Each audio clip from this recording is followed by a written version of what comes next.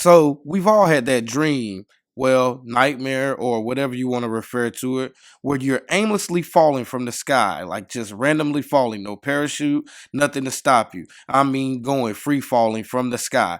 And as you're falling, and as you're coming to almost a plummeting crash into the ground, you're realizing that you're not just falling anywhere, just into a grounded. No, this is a actual football stadium, not a football stadium, but Bryant Denny Stadium, where Alabama Crimson Tide plays football on Saturday afternoons. This is not a dream, but this is actually a reality. Actually, Alabama's in the 12-team playoff. How in the world is that possible? How did we get here? How in the world does Alabama sneak into the projected 12-team college football playoff field with three losses? Three? All the other three-loss SEC teams, such as South Carolina and Ole Miss, were just tossed to the side faster than a three-star recruit with a couple drop passes in a big game. But no, not Alabama. They're always getting the benefit of the doubt because of their name. What about the teams that actually earn their spot? I guess we're just ignoring how teams have been playing recently. Bad losses, and oh, I don't know, I guess they're actual wins? Is the committee even watching the football games on Saturday? The committee might as well put Bama in ink on the bracket every year, no matter how they play. It's a joke, plain and simple, right now. Are we even pretending this is about merit anymore? Or are we just handing out invitations based on brand names and Nick Saban's reputation from the past? Because if that's the case, let's just call it what it is. Blatant favoritism. How can anyone justify it? There are plenty of teams with fewer losses, better records, tougher schedules, even better head-to-head records that get snubbed, while Alabama somehow always lands on its feet. I honestly blame this all on Miami. If they could have just beaten Syracuse, but then again, Syracuse isn't any scrub, and Miami only has two losses all season compared to Bama's three. Three losses. Okay, I get it. Alabama played a brutal strength of schedule. No one's denying that. They faced top tier opponents week in and week out. And yeah, that's worth something.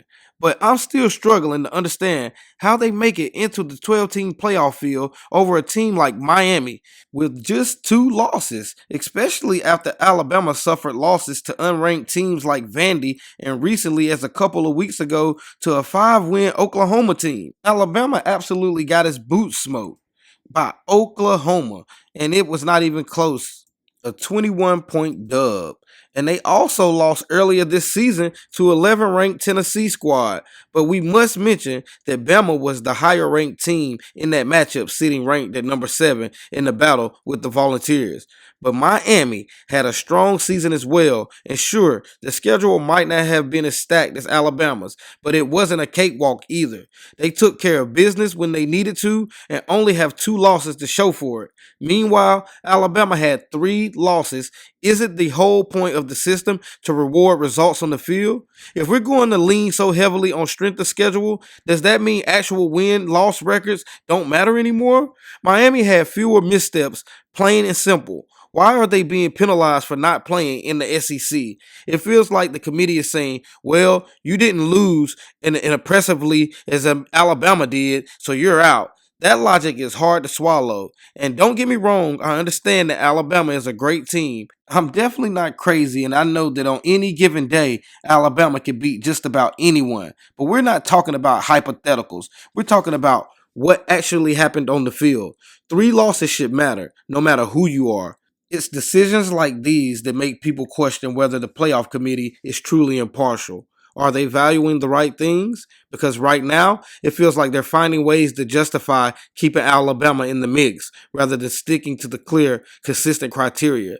I'm not saying Miami is perfect, but if the committee is going to emphasize strength of schedule over win-loss record, they need to be transparent about it. Otherwise, it just feels like brand bias all over again. Is it because of TV ratings?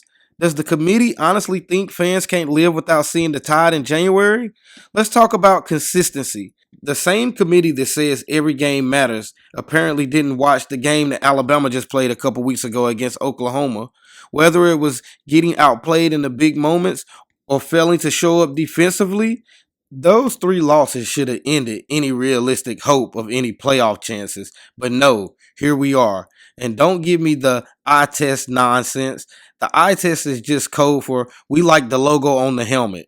If this were any other program, say one without national titles or a history of favoritism, they'd be disqualified by now. Period. Are we supposed to believe that a 10-2 team from a smaller conference doesn't deserve a shot because strength of schedule, but a 9-3 Alabama team does because tradition?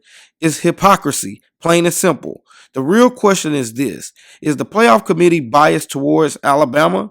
Year after year, it feels like they bend the rules to accommodate them, whether it's overlooking losses, overhyping their wins, or ignoring the performance of other deserving teams. The Tide always seems to get a free pass, and the fans of those snub teams are just supposed to accept it. This isn't a playoff anymore. It's an Alabama invitational. And until the committee starts holding them to the same standard as everyone else, the credibility of the college playoff football system will continue to be a joke. But if you like the content that I've been bringing on this channel and you're looking forward to any other sports content, please like, share, comment, and subscribe. And until next time, some random sports dude will continue to keep dropping their opinion.